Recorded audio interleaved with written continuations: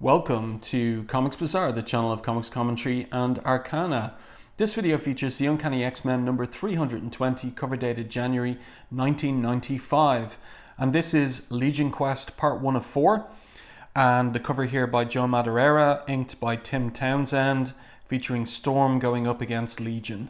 So quite a dynamic cover, and interesting effect there with the shadow from Legion's hand going back over his face, and of course we've got that funky hairdo that he has.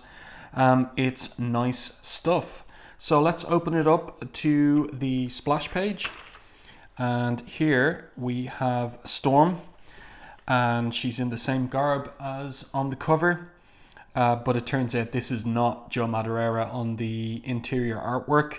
So once again, it's a fill-in issue, and it's Roger Cruz here filling in for Madureira. So Storm, we're told by the narrative captions here in the Israeli high desert, the Negev, Storm, leader of the X-Men's goal team, has redefined the word impossible by unleashing a tempest more savage than any ever before recorded in this lonely place.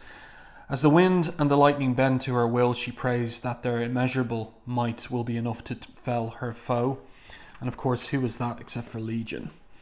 So we've got a double page spread here, and the narrative caption continuing, she prays in vain. So Legion, an incredibly powerful mutant, Omega level to use later terminology. And as Jean says here, it's as if he doesn't even see us. So she tells Storm to hit him harder, but of course it doesn't work. So who have we got here? We've got Storm, Jean, we've got Bishop, Psylocke, and Iceman. And we're beginning in medias res, in the middle of things. And Iceman here using his powers to shelter himself and Psylocke. They realize their only option, the best they can do, is just stand clear of the other more powerful team members. And what's happening here is Jean is thinking, telekinesis won't keep me upright much longer against these winds. Bishop, we're practically choking on Legion's energy. Try and turn some of it around, throw it back at him. So that's Bishop's power, of course, but he says it's no use. For some reason, his system won't siphon it. So they're in big trouble. Also in trouble here is the storytelling, because Roger Cruz needs this little arrow to show us that we don't naturally go here, we should be going over here and then down. So it's not really a well laid out page from Cruz. We still haven't had our credits, but they're coming now on this particular page. And there we go back to the past, because we've got that familiar, from Marvel Comics anyway, curved border for any scenes that are set in the past. Title of this tale is The Sun Rises in the East. Creative team here, Scott Lobdell. Plot only, Mark Waid dialogue. And this is Mark Waid's first work for the X-Office. He will ultimately take over from Fabian Nicieza on Adjectiveless X-Men. Roger Cruz, penciler. Tim Townsend, inker. Steve Buccellato, colors. And Bill Oakley, letterer. So there's a bit of unexpected sight here to see the IDF and the PLO working together, because of course they're facing an altogether more serious threat to both of them. So that's the point that Iceman makes here to Bishop. And then Storm tells him to be quiet. They're there to meet Ambassador Gabrielle Haller, who is a former flame of Charles Xavier's and the mother to David Haller Legion. So, of course, she is familiar with the X-Men, especially the original team members, Jean and Bobby there. So she greets Jean. And again, we've got those curved panel borders. So again, that's an indication that these events took place in the past with respect to the present that we opened with. And the way that Lobdell has plotted this issue is we've got a non-linear storytelling of basically the X-Men versus Legion. So we've got the wounded here, and we have Bobby pointing out that that Armageddon has scored 1 against Israeli Tactical, which has scored just 0. So he points out the field of battle. So let's see, a lot of ads in here. And it's this strange structure, this energy structure in which David Haller Legion is to be found. So Gabrielle says that Bobby Drake is my son at work. In the hours since David spun his ebony dome, from thin air I might add, we've cobbled together a crack research team to ascertain David's movements and motives within. Unfortunately, they've thus far come up with more questions than answers. So this guy is the lead of the investigation team, science team, Dr. Hessen, and he says, the situation is grave. We're all worried sick. The government's asked us to consider all options regarding this situation, including nuclear, he says. And her response is, he is my son, he's not well, and we will do anything within our power to bring him under control. Is that understood? Fully, he says. I don't know. I mean, should personal considerations take precedence over the collective well-being of the Israeli and Palestine people in the region that are potentially threatened by what Legion is up to in the desert? But in any case, we pick up with the X-Men here, where Storm says, Gabrielle, David has long suffered from acute schizophrenia. Each of his personalities demonstrates a different psionic ability. Which of them could account for this? So then she tells us something that we've learned in issues leading up to this, including X Factor 109, that Legion has, in the coma that he was in from the Shadow King storyline that concluded with issue 280 of Uncanny X-Men, he was in a coma, but within the coma has largely healed his once fractured mind. So now he's more powerful than he ever was before. She sums it up by saying, in short, X-Men, my son is a god. And Storm points out, worse, a wrathful one. So, this is interesting layouts on these pages here. We've only got 3 panels per page. And so that gives a lot more scope for the art, especially this anchor image here. 3 panels on this page and only 2 on this one. So we've got much more scope for an anchor image of the X-Men leaving the tent to go face Legion, which is what they're about to do. Also, you can see clearly here Roger Cruz drawing on Jim Lee's work, most particularly this panel. I'm pretty sure this is lifted from Wildcats, either Zealot or Void in Wildcats. It's a very familiar layout and drawing there. So, and now we're back in the present where Storm is going up against Legion, but he's barely paying any attention to her. He's been hearing her, but he hasn't been listening to her. And he wants to show her something. So they wink out of the scene, and the X-Men are baffled as to where they might have gone. And it turns out they're in the past, and Legion explains to her, don't think where, think when. Let me set the scene for you. Cairo, many years ago, the day a crippled fighter jet plummeted from the sky into the streets, injuring a hauntingly familiar young girl and killing her mother.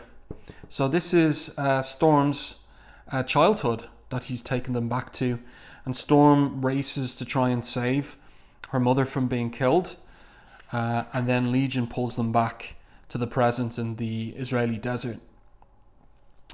And she's angry with him for taunting her with such a cruel illusion as she thinks it, but he explains it was hardly an exercise in evil, Aurora. For that matter, it was hardly an illusion, but rather the greatest new power of the complete David Haller.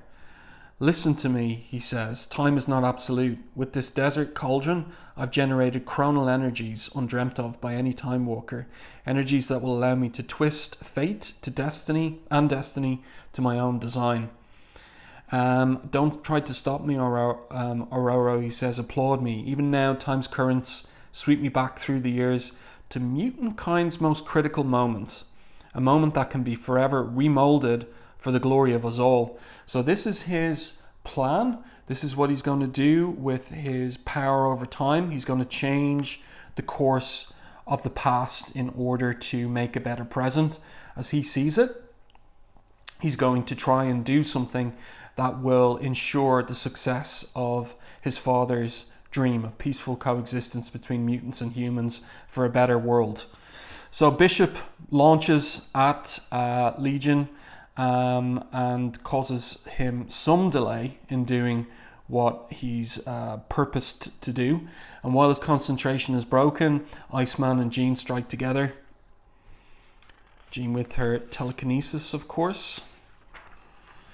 And in the meantime, Legion makes ready to fulfill his purpose. And we have a little flashback here. It's a little bit confusing that we flashback here, because the X-Men are trying to put together what it is that he's up to.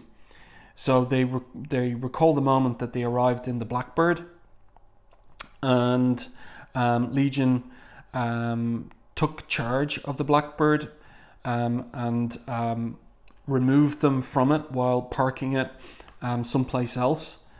And he was quizzed by Jean regarding what it is that he is up to and about. And his response was, "Accept the truth, Jean. At last, I'm a singular personality with a singular vision and singular power. The power to show my father the love I've long denied him." Years ago, Charles Xavier began building a dream of harmony between humans and mutants. Our continued existence is a monument to that dream. But no monument, no matter how magnificent, can stand rock solid unless someone fortifies its foundation. So this is the clue as to what he might be up to. Foundation. Storm thinks in the present. Can it be? Is David going back in time in a perverse attempt to somehow remake Charles's dream? Yes, that's what he's up to. So they try to grab onto him. Psylocke uses her psychic knife, the totality of her telepathic powers, on Bishop, and with a brutal suddenness plunges it into Bishop's mind in order to connect them all through Bishop to David and bind them together. If David makes a chronal leap, he'll pull us behind him, says Psylocke. So that is indeed what happens, but the one who's left behind is Jean here. So quite a few full panel pages in this issue. You know, there's not much in the way of characterization. It's all plot driven, the story in this issue. And then they're gone. And Jean is left behind. And with David gone, Professor X is able to telepathically contact Jean. And she manages to tell him that the others have left with Legion elsewhere, else when. And that's the key word there. And then there's a surprising shift to light years distant. Above the Shi'ar throne world, a palace orbits, the quiet within its chambers, as solemn as the silence without, since none of its 100,000 inhabitants, not even the imperial gladiator who stands watch outside the bedchambers, dares waken Lalandra and Neramani, magistrix to the star-spanning empire. So in X-Men Unlimited number 5, Lalandra and Professor X had a breakup, and this is her first good night's sleep since the breakup, but it's interrupted by the body of Gladiator being punched through the door of her bedchamber. And who could it be? Well, a guy that we haven't seen since Uncanny X-Men 108, the guardian of the Macran crystal, Jaff, as Lalandra names him here. And why could he be there? What's going on? He says, like, he couldn't even wait to talk to Gladiator to have the door open, so he punched him out and punched him through the door. And Lalandra tells him, okay, we'll get to the point. What could possibly possess you to abandon so sacred a post as his guarding the Macran crystal? And he says, nothing, my queen, save the end of all that is. Join us for the time lost in X-Men number 40. And that's just the beginning. And it is the beginning of the road up to Age of Apocalypse. So we've got the letters page here dealing with Uncanny X-Men 315. We've got a preview here regarding all the various X titles that are coming out in the cover dated January. And there you go. Part 1 of Legion Quest. As I said earlier, very much plot driven. Very little in the way of characterization going on. Lobdell concerned to get ducks in a row for the upcoming Age of Apocalypse.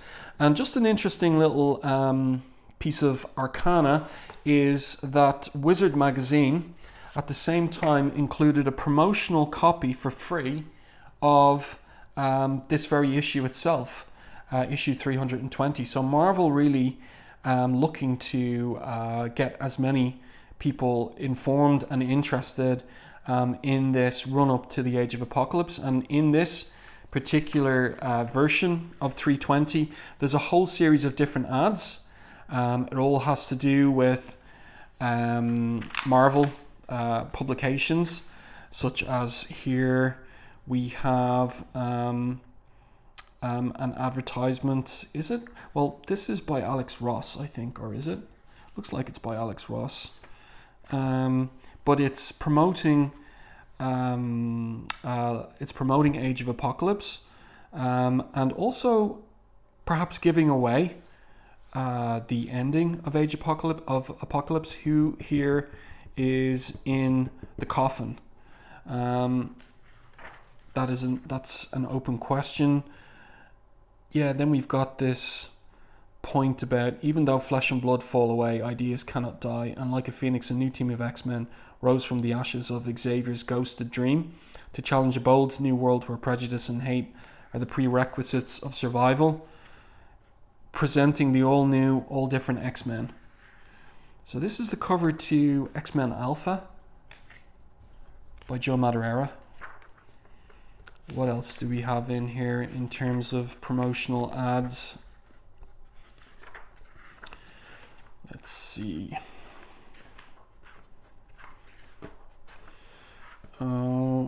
Fleer cards.